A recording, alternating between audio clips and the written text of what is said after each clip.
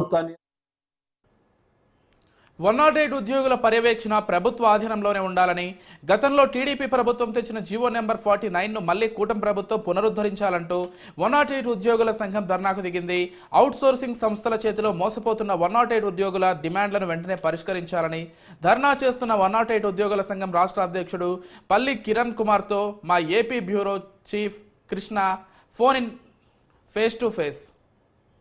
ఈ రోజైతే విజయవాడ వ్యాప్తంగా అయితే ధర్నా అయితే నిర్వహిస్తున్నారు. గత నెల రోజుల నుంచి కూడా రాష్ట్ర ప్రభుత్వానికి అనేక పర్యాయాలుగా అయితే మెమోరాండం ఇవ్వడం జరిగింది. ఏదైతే 108 ఉద్యోగులు ఎవరైతే ఉన్నారో వీరికి రావాల్సినటువంటి గ్రాట్యుటీ కానీ, ఏదైతే ఎన్నడూ లీవ్స్ కానీ, ఏదైతే కాంట్రాక్ట్ ఏదైతే సంస్థలు ఇవ్వకుండా ఆ సంస్థలు మారిపోవడంతో చాలా తీవ్రంగా నష్టపోతున్నామని చెప్పేసి కూడా అనేక పర్యాయాలు రాష్ట్ర ప్రభుత్వం దృష్టికి తీసుకెళ్లడం చూసాము. 108 ఉద్యోగులందరూ కూడా ప్రభుత్వం ఉద్యోగులు గుర్తించి డైరెక్ట్ గా ప్రభుత్వమే వీరందరికీ జీతాలు చెల్లించాలని చెప్పేసి ఈ రోజు అయితే ధర్నా అయితే నిర్వహిస్తున్నారు. ఇప్పటి వరకు అసలు వీరికి జరుగుతున్న సమస్యలు ఏంటి, వీరి ప్రధానమైన డిమాండ్స్ అనే విషయాలపైన తెలుసుకునే ప్రయత్నం చేద్దాం. మనతో పాటు ఉన్నారు 108 ఉద్యోగుల సంఘ నాయకులు ఉన్నారు. వారిని అడిగి తెలుసుకునే ప్రయత్నం చేద్దాం. సార్ చెప్పండి, మీరు గత నెల రోజుల నుంచి కూడా నిరసన కార్యక్రమం చేస్తున్నారు, ఈ రోజు ధర్నా చేస్తున్నారు. మీరు ప్రధానమైన డిమాండ్స్ ఏముంది, రాష్ట్రం ముందు ఇప్పటి వరకు ఏం చర్చలు జరిపారు?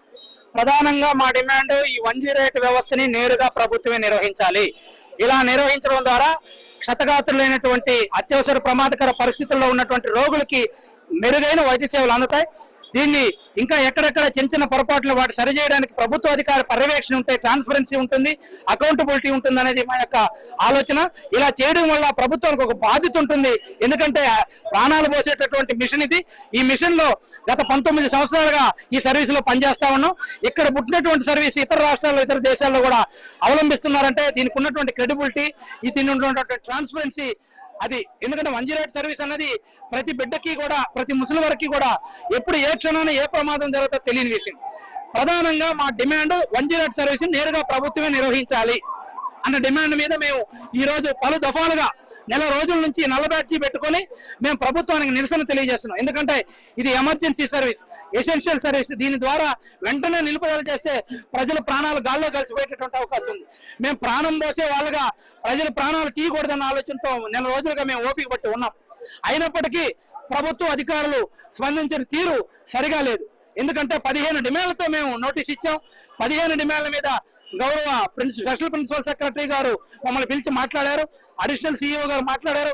మాట్లాడిన తర్వాత ఈ 15 విషయాల్లో ఒక్క డిమాండ్ మీద కూడా స్పష్టమైన వైఖరి ప్రభుత్వ అధికారుల నుంచి రానందువల్లనే ఈరోజు అన్ని జిల్లాల నుంచి జిల్లాల నాయకత్వం అందరూ ఇక్కడికి వచ్చి ధర్నా నిర్వహించి ఈ రోజు సాయంత్రం ఒక నిర్ణయాన్ని ఈ రాష్ట్ర ప్రజలకి, ఈ రాష్ట్ర ప్రభుత్వానికి ప్రకటించేటటువంటి అవకాశం ఉంది. ఇంకోటండి, ఇదే తెలుగుదేశం ప్రభుత్వం గతంలో ఉన్నప్పుడు జీవో నెంబర్ 49 తీసుకొచ్చింది. అప్పుడు మీకు ప్రభుత్వం నేరుగా 4,000 రూపాయలు మీ అకౌంట్ లో వేసేవాళ్ళు. కానీ ఏదైతే వైఎస్ఆర్ ప్రభుత్వం వచ్చిన తర్వాత ఆ జీవో నెంబర్ 49 రద్దు చేసింది. ఇప్పుడు మళ్ళీ అదే జీవో నెంబర్ ని మీరు పునరుద్ధరించాలని కూడా డిమాండ్ ఏమైనా చేస్తున్నారు? 100% తప్పకుండా. ఎందుకంటే అప్పటి గౌరవ ముఖ్యమంత్రి వారు నారా చంద్రబాబు నాయుడు గారు, ఇప్పటి ముఖ్యమంత్రి నారా చంద్రబాబు నాయుడు గారు ఒకరే. ఎందుకనంటే ఈ యొక్క ఏపీఎంఎస్ జీవో ఎంఎస్ 49 అన్న జీవోని అప్పట్లో 108 ఉద్యోగులు చేస్తున్నటువంటి సేవలని గుర్తించి గౌరవ ముఖ్యమంత్రి వారిలో నారా చంద్రబాబు నాయుడు గారు ఆ జీవో ఎంఎస్ 49 ఇవ్వడం ద్వారా నేరుగా సిఎఫ్ఎంఎస్ అకౌంట్ ద్వారా ప్రతి ఉద్యోగికి కూడా 4,000 రూపాయలని నేరుగా అందించేవారు. ఈ రోజు ప్రభుత్వం మారిన వెంటనే ఈ 5 సంవత్సరాలు ఇప్పటి వరకు కూడా దాంట్లో నుంచి ₹1 కూడా ప్రభుత్వం నేరుగా మాకు ఇచ్చినటువంటి దాఖలు లేదు.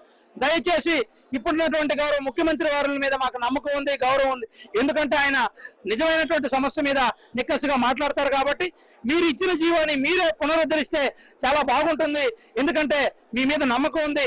ఆ జీవో ఎంఎస్ 49ని తిరిగి పునరుద్ధరించి నేరుగా 4,000 రూపాయలని ఉద్యోగుల యొక్క ఖాతాకి జమ చేయవలసిన చర్యలు తీసుకొని ఆదేశించవలసిందిగా కోరుతూ ఉన్నాను. మీకు ఫైనల్ గా మీరు ప్రభుత్వాన్ని ఏం డిమాండ్ చేయాలనుకో? ప్రభుత్వమే నేరుగా 108 అంబులెన్స్ నిర్వహించాలి.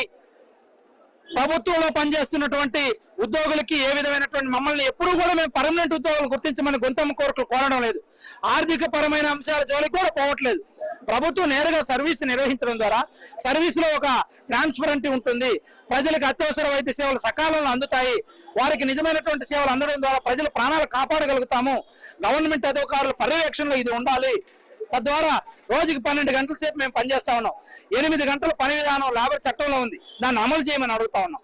ఈ గ్రాట్యుటీ కానీ ఈఎల్స్ కానీ ఇతర ఆర్థిక పరమైనటువంటి అంశాలు కానీ నెరవేర్చమని అడుగుతున్నాం. మనం ఆ బియాండ్ లాస్ కి వ్యతిరేకంగా మేమేం అడగట్లేదు. కావున దయచేసి ఇప్పటి వరకు మమ్మల్ని పరిపాలించినటువంటి సంస్థలు జీవీకే గాని బీవీజీ గాని ఈ 2 సంస్థలు కూడా ఇప్పటి వరకు కూడా మాకు బకాయి పడి ఉంది. ఇప్పటి వరకు 1 లక్ష రూపాయలు ఒక్కొక్క ఉద్యోగం నష్టపోయి ఉన్నాం. మరలా ఈ రాష్ట్ర ప్రభుత్వం అరబిందోను పంపించేస్తే మేము మరో 30,000 రూపాయలు గ్రాట్యుటీ నష్టపోతాం. జూలై 1వ తారీఖు వరకు గన 25 జూలై 1వ తారీఖు వరకు గన ఇదే అరబిందో సంస్థను ఉంచినట్లయితే ఒక్కొక్క ఉద్యోగికి 30,000 సుమారు 10 కోట్లు మేము నష్టపోయేటట్టు. ఈ 10 కోట్లు ఎవరిస్తారు? మాకు ప్రభుత్వం ఇస్తుందా, అరబిందో కంపెనీ ఇస్తుంది? ఎవరు ఇస్తారు అనేటువంటిది తేల్చాల్సినటువంటి అవసరం ఎంతైనా ఉంది. ఇది తాజా పరిస్థితి. 108 ఉద్యోగులు అయితే ప్రధానంగా ఏదైతే ఈ యొక్క సంస్థని ప్రభుత్వమే ప్రత్యక్షంగా వాళ్ళు నిర్వహించాలని ప్రధానంగా డిమాండ్. దీనివల్ల ట్రాన్స్పరెన్సీ అనేది ఉంటుంది అని చెప్పేసి కూడా 108 ఉద్యోగులు అయితే ప్రధానంగా అయితే డిమాండ్ చేస్తున్నారు. ఇది తాజా పరిస్థితి. విజయవాడ నుంచి వీడియో జర్నలిస్ట్